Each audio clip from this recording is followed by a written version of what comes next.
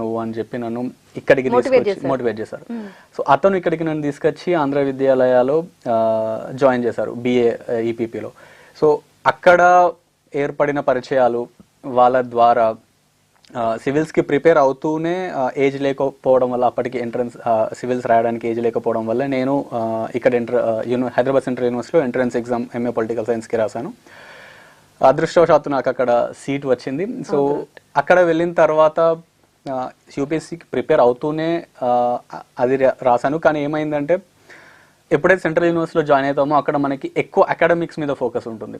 ఖచ్చితంగా కాలేజ్కి వెళ్ళాలి, 75% అటెండెన్స్ లేకపోతే ఎగ్జామ్స్ అటెండ్ అవ్వనివ్వరు. సో ఆ విధంగా వెళ్తూ సివిల్స్ అనేది వెనుకకి వెళ్ళిపోయింది, అకాడమిక్స్ అనేది ముందుకు వచ్చింది.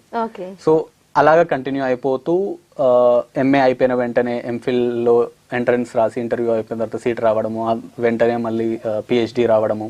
సో ఇవన్నీ ఒకదాని తర్వాత ఒకటి వెళ్ళిపోతూ వచ్చాయి అండ్ ఫైనలీ ఇక్కడ ఉన్నాను. ఓకే.